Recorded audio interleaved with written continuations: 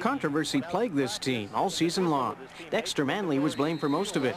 But constant meddling by ownership created the most dissension and led to more fighting than football. We're intelligent human beings too. We see what's going on, and in some cases, maybe we see too clearly, because we're the guys that are out there battling, and they didn't want people to see. They just wanted the people just to go out there and be robots. And everyone knew what they had to do, but when a lot of things are going on around you, it's hard to be professional at times, especially when it's coming from higher above, Losing breeds losing, and I think the biggest thing was we lost some close games early. We got on a losing streak that seemed to really frustrate us and divide us, and after that, the frustrations kept piling up, the setbacks kept piling up, and we never did sort of turn it around. The owners rained so hard on Ron Smeltzer's parade, he was helpless. He couldn't help his team because he couldn't call his own shots, and it's likely cost him his job.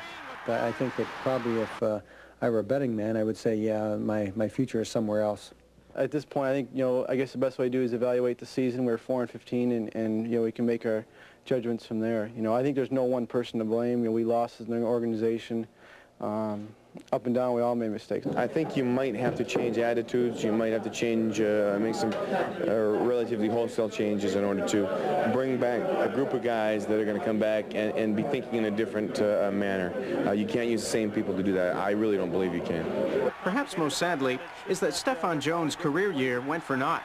After 2 years of pay cuts and frustration, he's likely caught his last pass as an Ottawa Rough Rider. I would like to stay in Ottawa, but right now I'm thinking, I would like to maybe be a player coach somewhere if I could, try to hook up with some team as a player coach. Some other players perhaps not coming back. Terry Baker, he wants to try out the NFL. And Walter Stanley, who has always said the CFL wasn't worthy of his talent. And last but not least, Dexter Manley.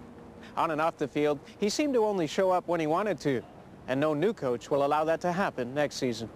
Rob Sinclair, TSN, in Ottawa.